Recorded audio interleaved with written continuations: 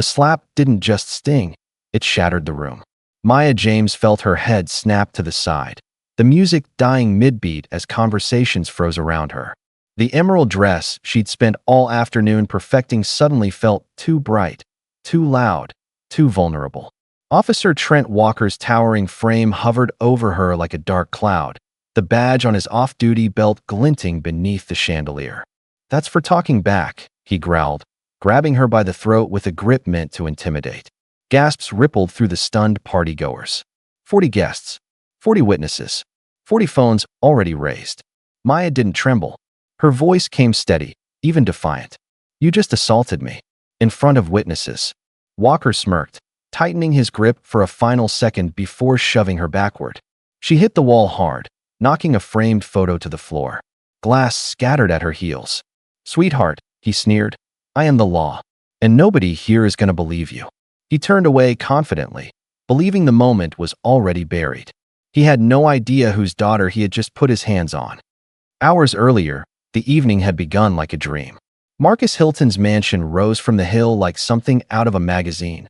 White columns, a lawn trimmed with surgical precision, and a warm summer breeze carrying the scent of magnolia. Maya stepped out of her rideshare, adjusting her bracelet, her curls bouncing as her best friend Jasmine linked arms with her. "Tonight is for you," Jasmine insisted. "No stress, no politics, just fun." Inside, the party glowed with music, chatter, and the soft clink of champagne glasses. Maya felt herself finally relax, enjoying the rare chance to feel like any other young woman. No responsibilities, no expectations, no pressure to be perfect. But the illusion shattered the moment Officer Walker arrived. He wasn't in uniform, just a beer in hand and arrogance in every step. His jokes weren't funny. His comments weren't subtle. And the way he watched Maya, calculating, territorial, made the air feel colder. "Who invited a cop?" Jasmine muttered. "No idea," Tyler whispered, "but he's definitely drunk." Walker's gaze swept the room until it landed on Maya, lingering too long, turning curiosity into suspicion and suspicion into something uglier. "Neighborhood's gone downhill," he muttered to his buddies, loud enough to be heard. "Gotta watch who you let in." Maya felt heat rise in her chest, but she stood her ground. She always had. Her mother had raised her that way. Still, unease crept into her bones. When Walker cornered her in the kitchen, blocking her exit, Maya felt the shift, the moment when a night of celebration began tilting towards something dangerous. "What's your angle?" he asked, stepping closer. "Looking to hook a rich boy?" "I was invited," Maya replied sharply. "Now move." Walker's smile thinned, but he stepped aside when Tyler appeared behind him. Yet the look he gave her, like a warning, made her stomach twist. Minutes later, blue and red lights painted the windows. 2 police cruisers rolled up the driveway. And Officer Walker greeted them with a smile. "Maya James," he said loudly, pointing straight at her, "is in possession of narcotics." The lie hit harder than the slap ever could. Phones rose. Music died. People parted like a curtain. Maya stepped forward calmly, her voice steady as stone. "That's a false accusation. And you know it." Walker's grin widened. He enjoyed this. He thrived on this. She didn't know it yet, but her mother, the governor of the state, was already racing toward the house. And when she arrived, the entire world would change.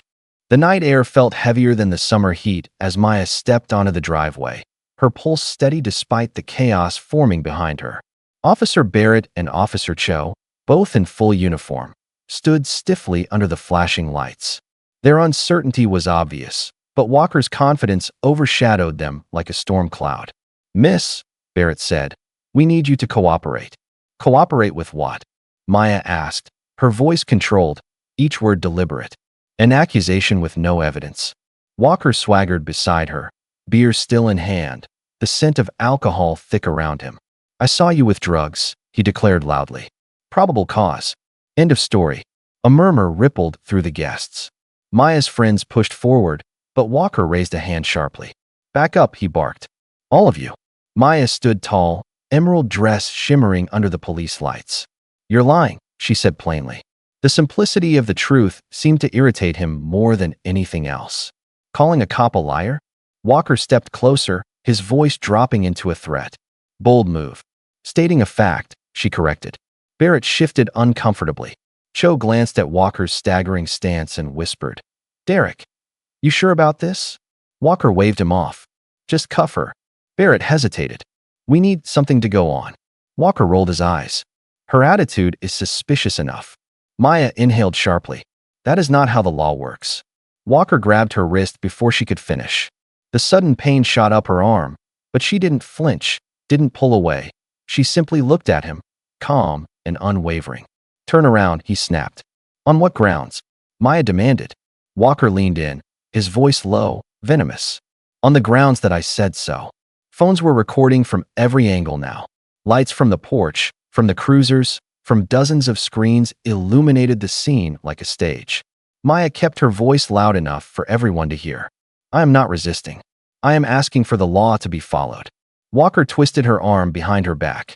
Too hard. Too far. Her shoulders strained painfully as metal cuffs snapped around her wrists.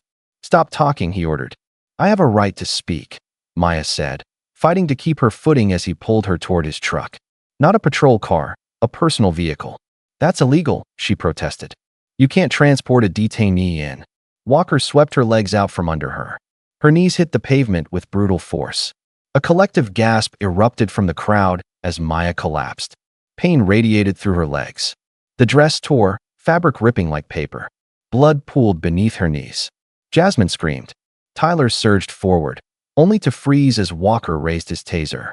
"Touch her, and I'll drop you," Walker threatened. But Tyler didn't back away. He lifted his phone higher. "Everything is recording," he said. "Every second of this." Walker scoffed. "And who do you think they'll believe? You? Or me?" Inside the house, Maya's phone buzzed in Jasmine's shaking hands. The name on the screen glowed like a warning. "Mom, Governor James." Before Jasmine could answer, Walker snatched the phone, hung up, and tossed it to the ground. The screen shattered. Maya's heart clenched. She knew what was coming next. "What are you going to do?" she asked, finally letting the smallest hint of fear seep through her voice. Walker leaned over her, smirking. "Teach you a lesson." A slap cracked through the air, louder than the one inside. Her head jerked sideways, her lips splitting. Silence. Shock. Outrage. Someone shouted, "Call your mom." Walker laughed. Her mom can't help her now. Then the distant rumble of engines broke the silence, smooth, synchronized, unmistakably official. Blue lights. Black SUVs. State plates. Walker stiffened, confusion flickering across his face. "What the?" Jasmine whispered, voice trembling. That's the governor's motorcade." Phones lifted higher. Whispers spread like wildfire. Walker's smirk faded as an unmistakable black Suburban rolled to a stop, and when the door opened, the entire night shifted. The black Suburban door opened with a soft, deliberate click, yet the sound rolled through the driveway like thunder. The crowd pushed closer, holding their breath as Governor Elaine James stepped out, heels striking the pavement with a confidence that silenced even the flashing police radios. She wore a tailored navy suit, sharp as authority itself. Her presence shifted the atmosphere instantly, from chaos to command. Agents flanked her, scanning the scene with precision, but the governor's eyes found only one person. Her daughter. Maya stood trembling, blood streaking her knees, wrists bruised where the cuffs bit into her skin. When Governor James reached her, all the steel in her posture melted into something fiercely tender. She cupped Maya's face gently, thumb brushing across the dried blood. "Baby," she whispered, voice cracking under the weight of controlled fury. "What did they do to you?" Maya exhaled shakily. "I'm okay, Mom." "You're not." The governor's jaw tightened. "But you will be." Only then did she turn toward Walker. And when she looked at him, really looked at him, every agent around her straightened as if bracing for impact. Walker's arrogance drained from his face. "Governor, I didn't know." "Stop." Governor James held up a single hand. The command froze him in place. "You're speaking to the governor of this state, and more importantly, the mother of the young woman you assaulted." Walker swallowed, sweat beading on his forehead. It wasn't assault. She was resisting. Maya stepped forward, voice shaking but firm. "I stated my rights." "That's not resisting." Governor James didn't take her eyes off Walker. "You handcuffed her without cause. You threw her to the ground. You struck her across the face." She gestured toward Maya's torn dress. "And you humiliated her." Walker glanced at the other officers for backup, but Barrett and Cho both avoided his gaze entirely. Governor, if I had known she was your daughter. That was the wrong thing to say. Governor James stepped closer, her stare cold as frost. So you did assault her? You just assumed she belonged to nobody who could hold you accountable? Walker froze, lips trembling. Cameras flashed. Phones recorded. Every angle captured his unraveling composure. Badge number, Governor James demanded. Walker swallowed. 4071. The governor nodded to her aide. Pull his file. Within seconds, an agent handed her a tablet. Her eyes skimmed the screen, expression darkening. 15 years on the force, she read aloud, voice icy. 24 complaints. 18 involving excessive force against minority civilians. All dismissed. Walker's face drained of color. Maya watched, stunned, not at the power her mother wielded, but at how calmly she wielded it. Governor James lowered the tablet.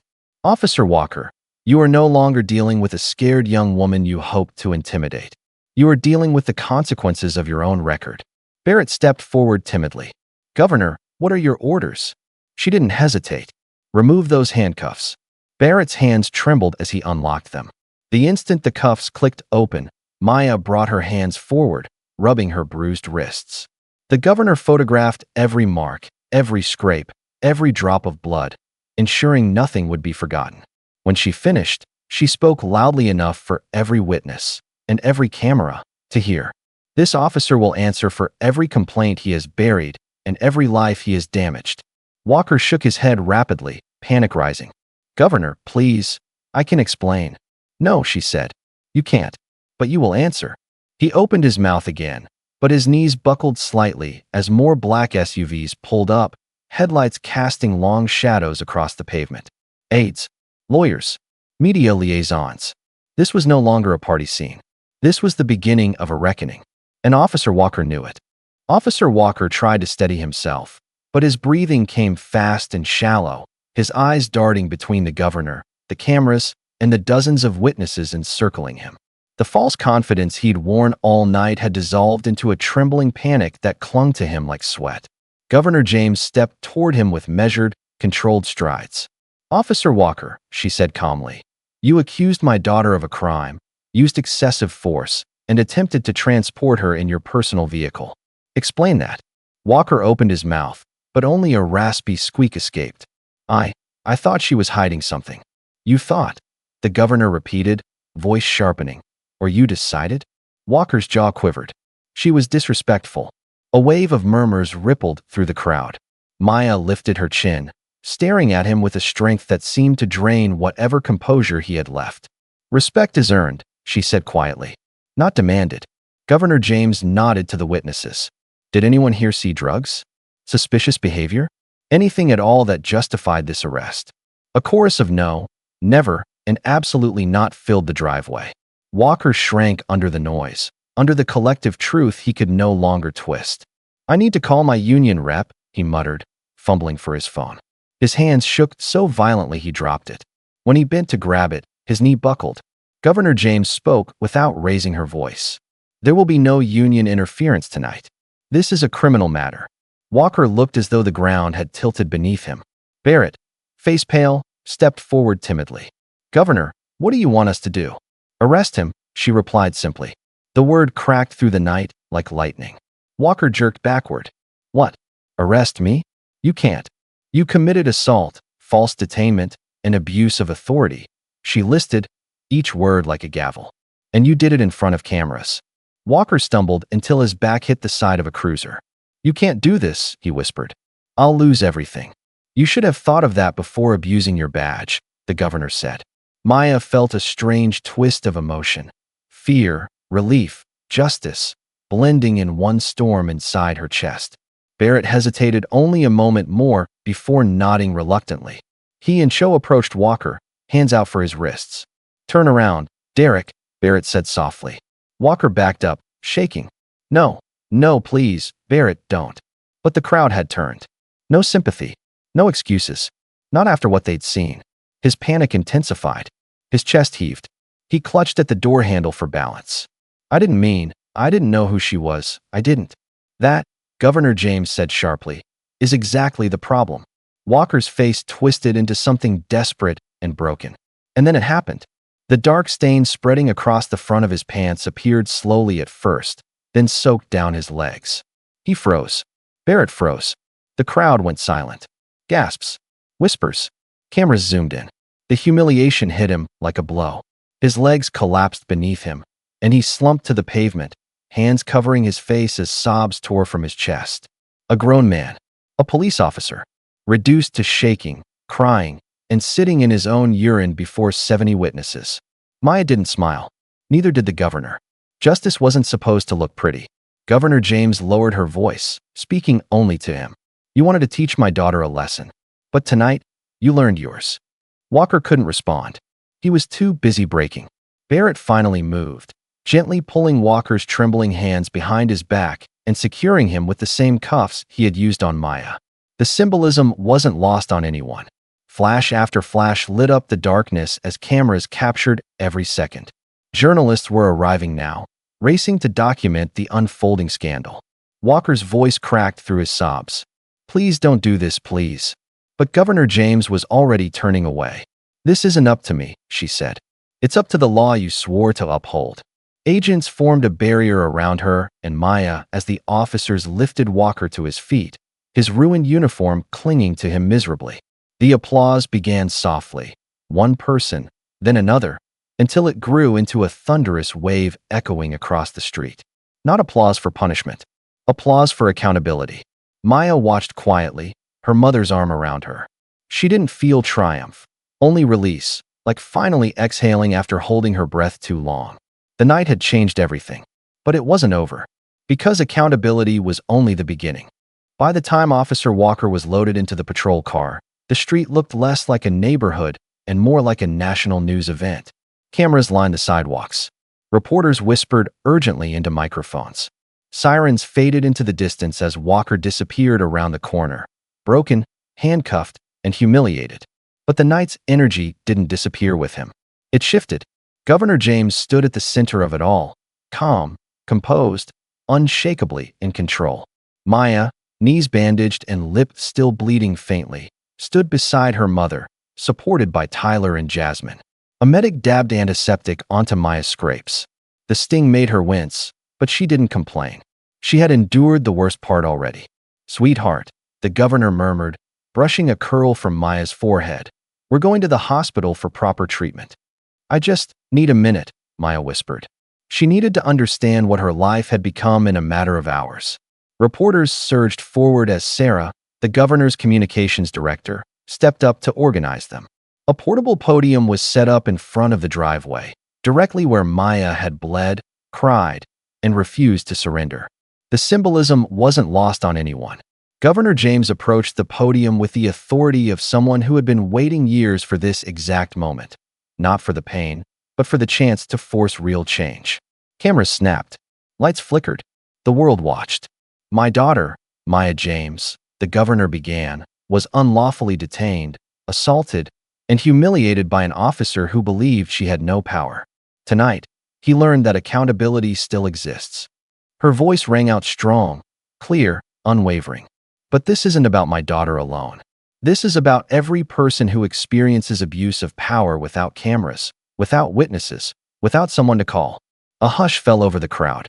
We cannot allow law enforcement to be a shield for prejudice. Not anymore. I am directing a full-scale investigation into Officer Walker's conduct, every case he touched, and every superior who protected him. The reporters scribbled furiously. And tomorrow morning, she continued, I will introduce emergency legislation to enforce independent oversight, mandatory body cameras, and strict consequences for misconduct. Maya watched her mother transform pain into policy right before her eyes. This wasn't just a press conference. It was the start of a revolution. After the cameras were turned off and the reporters dispersed, Maya stood beside the three people who had stepped forward earlier, LaToya, Roberto, and Jamil. Each carried their own scars left by Walker's abuse. Thank you, Maya said gently. LaToya shook her head. No, sweetheart. Thank you. I filed a complaint 2 years ago. The department laughed at me. Roberto crossed his arms tightly. My brother still can't sleep through the night. Jamil looked down. He kept telling me to stop walking in nice neighborhoods. like I didn't belong there. Their voices blended into something powerful, not anger, but solidarity. Governor James joined them. You deserve justice. All of you. And you're going to get it. For the first time in a long time, LaToya's eyes softened. We believe you, Roberto said. Because you believe us. Maya felt something warm swell in her chest, something like hope. Later, as the motorcade prepared to leave, Tyler approached Maya with wide eyes. Maya? The video of the arrest has 20 million views. Maya blinked. 20 already? Jasmine held up her phone. And the hashtag Justice for Maya is trending #1 worldwide. A mix of awe and disbelief washed over her. She hadn't asked for this spotlight. She hadn't wanted this platform. But now that it was here, she understood its purpose. This can help people, Maya whispered. It already is, Jasmine said, squeezing her hand. As the governor's SUV pulled away from the curb, Maya looked back at the house, forever changed, forever marked by the night that exposed a corrupt officer and lit a fire the whole country would soon feel. But for now, she leaned her head against her mother's shoulder and closed her eyes, whispering, "It's over." Her mother kissed the top of her head. "No, baby. It's beginning." 6 months later, the echoes of that night still resonated across the state and far beyond.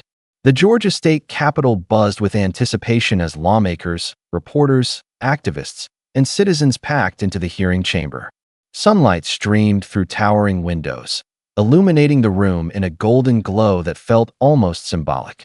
Maya stood at the podium in a crisp blazer, graduation cords draped proudly over her shoulders.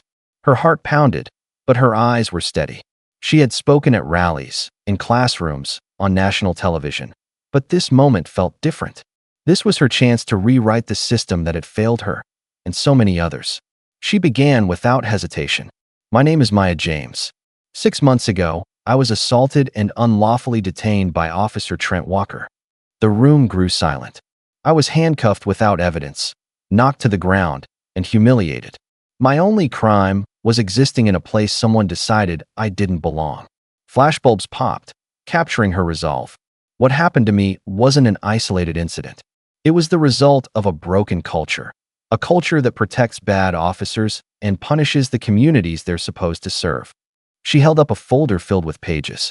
These are the reopened complaints from victims who came forward after my arrest. 14 people who were ignored when they begged for help. The audience shifted, absorbing every word. Officer Walker was convicted on 5 felony charges. He lost his badge, his pension, and his freedom. But the real victory is that the silence around him has been shattered. Her voice strengthened, fueled by clarity. The Community Police Accountability Act is not just a bill, it's a promise. A promise that oversight will be independent, that misconduct will face real consequences, and that no one will be above the law. A senator leaned forward, captivated. Reform isn't a punishment, Maya continued. It's protection. It protects officers who serve honorably, and it protects civilians who deserve dignity. She closed her folder. It's time to rebuild trust. And trust begins with accountability. There was no applause yet, just a powerful, charged silence. Then the chair of the committee nodded once. "Thank you, Miss James." And the room erupted, not with chaos, but with hope. 2 weeks later, Governor James stood beside her daughter as she signed the bill into law. Cameras flashed. Advocates cheered. The ink on the page was more than a signature. It was a turning point. "Maya," the governor whispered, "I'm proud of you." Maya smiled softly. "I just told the truth." And that, her mother replied, is sometimes the most powerful act of all. The video of Maya's arrest had reached nearly 50 million views. Universities screened it in criminal justice classes. Civil rights groups used it to train communities. Police academies dissected it as a case study in exactly what not to do. But the impact stretched far beyond policies and statistics. LaToya received justice after years of being ignored. Roberto's brother won his case. Jamil joined a police cadet program, determined to become the kind of officer his neighborhood deserved. And Maya? She joined the Civil Rights Division of the Attorney General's office, reviewing misconduct cases with the precision of someone who had lived the consequences up close. Her first file was Walker's. The circle wasn't just complete, it was corrected. Months later, Maya spoke at a youth conference. Students leaned forward as she concluded her talk. Never assume you're powerless.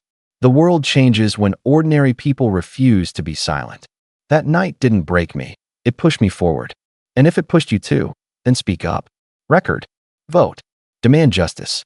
Because change doesn't come from heroes. It comes from all of us. The applause rose like a wave. Afterward, a young girl approached her shyly. My brother was mistreated by a cop. I didn't think anyone would believe us. But your story helped us speak out. Maya knelt to meet her eyes. Your voice matters. Don't let anyone take that from you. The girl nodded, tears forming, but they were the hopeful kind. That night, as Maya walked outside, she paused to look up at the sky. The same sky that hung above her the night Officer Walker tried to break her spirit. But tonight, it felt different. Open, boundless. She whispered into the breeze. Justice isn't a moment. It's a movement. And the world, finally, felt ready to move with her.